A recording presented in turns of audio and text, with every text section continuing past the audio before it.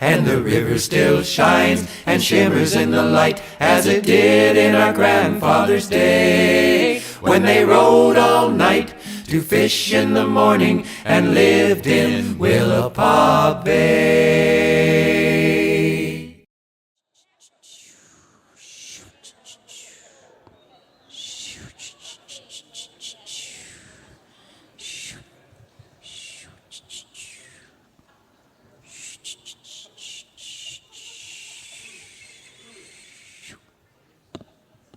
All right, it's 8. For those of you who just joined us, please silence or turn off or put your phones on vibrate. Everybody else did great, so you all have something to live up to. You guys are killing it as an audience, by the way, tonight. 100%. Fantastic job. 100%. Amazing.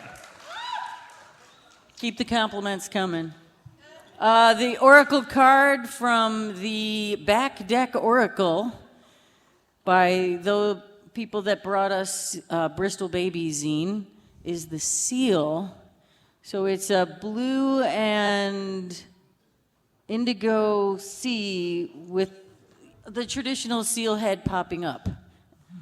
It's And- quite silky looking, really. Sure. Yeah. The seal happens to be the greenhorn card. Oh. It presents you with predicaments that test your ego and your patience. But try not to tumble into a spiral. Your task now is to admit what you don't know. But don't let that dim your enthusiasm. The playful seal pops up to remind you to be humble, to have humor, and sometimes there is strength in playing the fool. Which brings us to our next performer. I always think of Dave Densmore as playful. But certainly not a greenhorn. Never. Actually, I think came out in a little tiny canoe Yeah. that he then continued to outgrow. I've had the pleasure of sharing the stage with Dave in the East Coast and here, and he has been showing up with his notebook of poems. We both fished out of Larson Bay. We have now got 3 Kodiak legends on the stage. And Dave is so well known that my friends who have never been on a fishing boat and are vegan are like, tell me the one about the raspberry ice cream. So, welcome, Dave Densmore, the legendary. What's that? Got a good height for you? Yeah, that's fine. Good evening.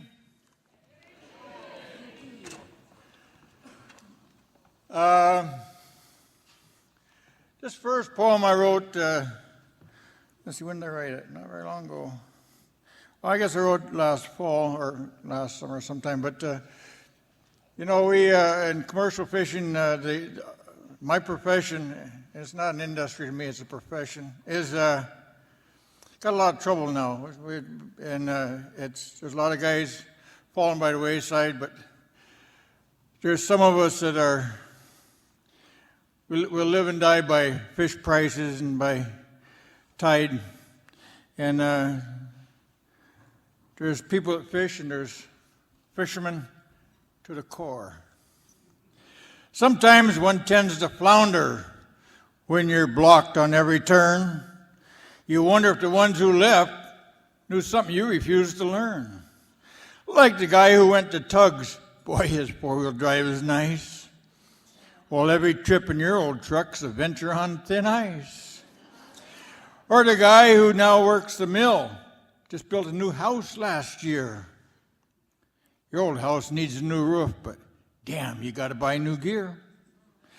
And as the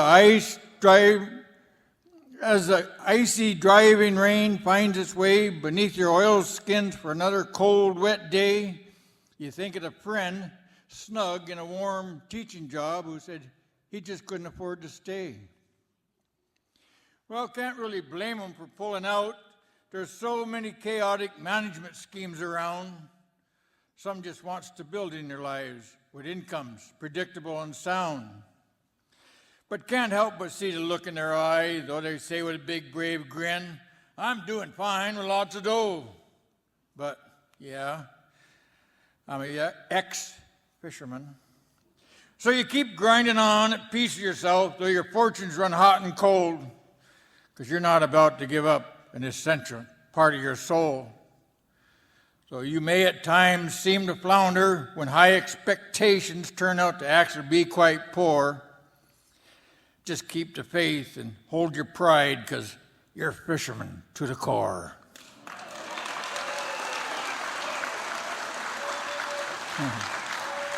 Thank you. I've fished pretty much all my life, and I bought my first boat when I was 13 out of Falls Pass. I was running king crab boat by the time I was 23. The superintendent told me at the time I was the youngest king crab skipper in the Bering Sea, and I still had a lot to learn, but I pulled it off, I guess. But I'll tell you a funny story about that. When I was 12, I was running power skiff out of Alatac, south end of Kodiak, and the boats we had then were small and real primitive, rough. They're all just little native boats. There was nothing fancy. There wasn't much fish around those days. And sitting in a skiff one day, and this big, beautiful, white, trimmed in Norwegian green piece of heaven come by. It looked like it was about 200 foot. It was 80 feet, but it was huge. And I sit there in my little cracker box skiff on the end of the net, wet and cold, and looking at that boat thinking, I wonder who's on there. I wonder if they're angels. A boat that beautiful, it can't be mere human being men. That was when I was 12. 23, I was running that boat in the Bering Sea.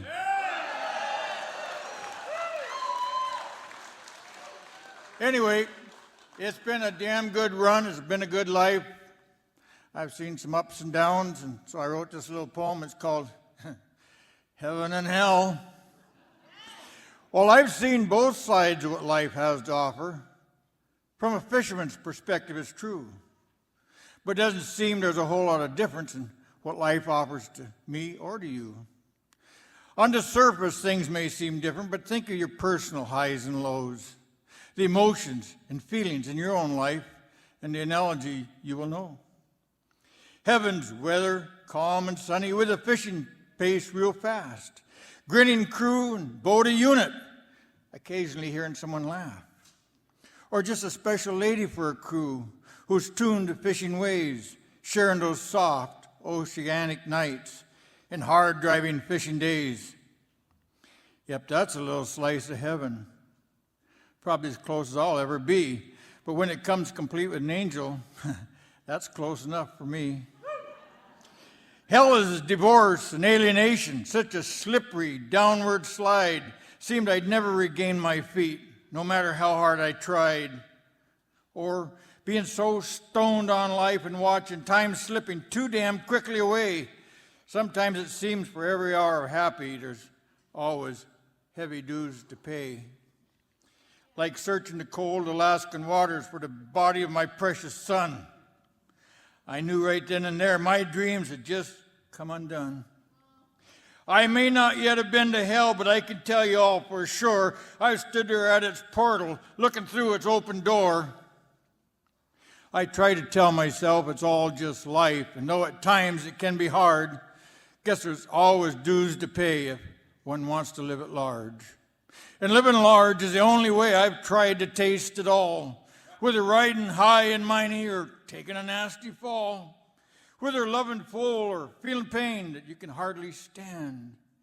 At least you know you're completely alive and still standing as a man. The secret seems to be never give in, even when all you have left is pride. Lose your pride, there's nothing left. Might as well have just died. My dad used to say, when at the end of your rope, just tie a knot and hang right on. Keep the faith and hang right in there, because a Good times will be back along. Sometimes one tires of the struggle and craves to simply coast along for a spell. But the troubles just make it so much sweeter when you're back to doing well.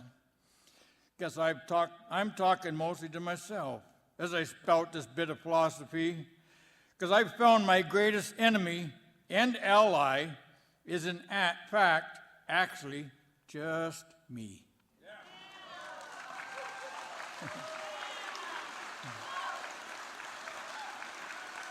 Thank you. Anyway, I've been a commercial fisherman all my life, as I said, and I wouldn't trade my life with its ups and downs, wins and losses for any other. And so maybe this kind of explains the pride a little bit. Commercial fisherman. So he tells you he's a commercial fisherman. You say unknowingly, oh, that's nice. But what you may not understand, that pride comes with a very high price. He may speak of 20-foot seas or a boat that nearly went down, but you seldom see the sense of loss at memories of close friends gone or drowned. Or you may think perhaps the stories are stretched a bit for drama's sake, but his scars and the look in his eyes are impossible to fake. There may be one or more divorces. Long absence means some things are hard to keep. So it may be shrugged off with a joke or a curse. Still the pain runs mighty deep. Balancing the books against high overhead and lower prices seems his efforts are worth less all the time. The bank cares not about sleepless nights or flying spray or icy rime. The thoughts of all the family time he's missed as his children grew with just memories of a father mostly gone, fishing, working as far off distant seas. 2 short nights in narrow bunks, forcing tired muscles back to work.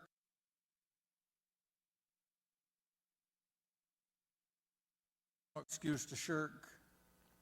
Some need booze or pot or a woman in every port to help blot out the pain and fears. But just keep the faith and keep on fishing has carried me through my share of heartache and tears. You probably won't hear much about the camaraderie, men sharing a hard, dangerous way of life, or the deep satisfaction and joy of a good haul. We're misfits in the world of 8-to-5 strife. So why would anybody want to do it? I guess there's many reasons why some try, but for us true fishermen, it's simply a calling. There is no simple reason why.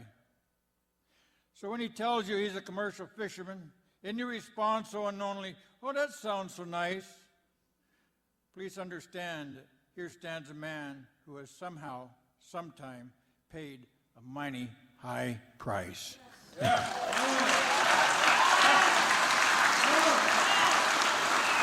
Thank you. That's to all my brothers and sisters that are out there. This last one I wrote a couple years ago. I was shocked at the number on my driver's license. So I had to set things right, goddammit. It's called Long Traveled Man. I'm refusing to grow old. I'm just a young man that's traveled far. At times I've danced with the devil who sent his demons with me to spar. Yeah, I've been down some rocky roads, only saved from disaster by amazing grace.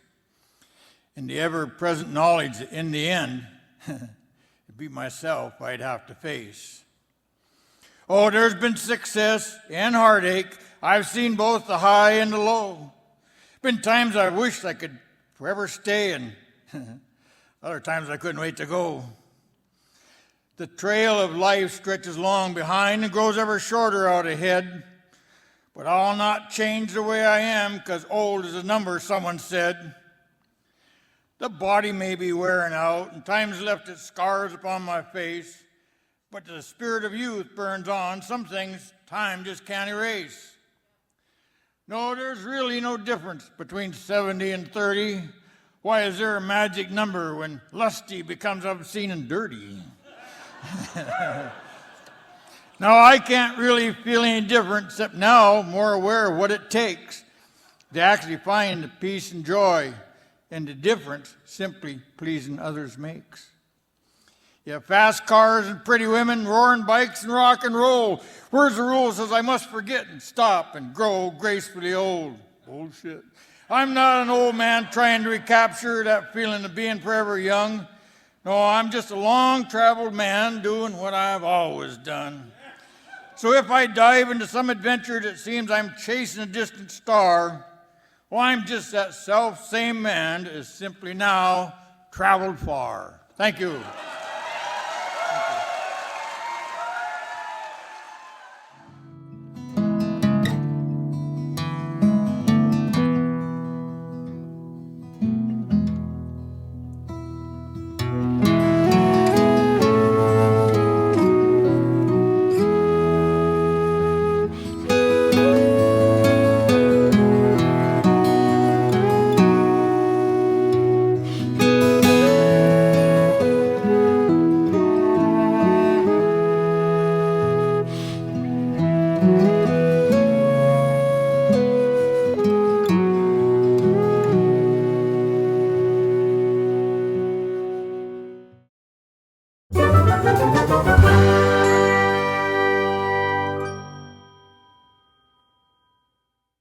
Hey, thanks for joining us for a moment. Can I ask you your name? I'm Karen Lee, Hey, Karen, where did you come in from? Eugene, Oregon. Oh, yeah, just from Eugene.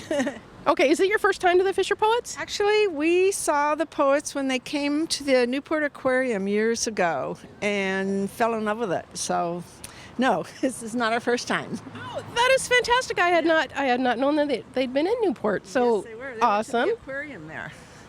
Is this your first? Tell me your favorite piece of it. It's only Saturday. We haven't done the Saturday performances, but I think I really enjoyed the women.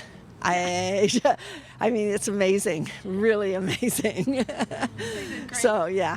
okay. Any tips for people that are coming, or anything you want to tell people about coming to the Fisher Poets Gathering? Well, the cool thing is you can just park and walk. I mean, you look at it and you think it's everywhere, but really it's here. So I love that. So I'm lost, and that's good. So I'm having fun, yeah. I'm so glad to hear it. I hope you continue to have fun, and thanks for talking with us today.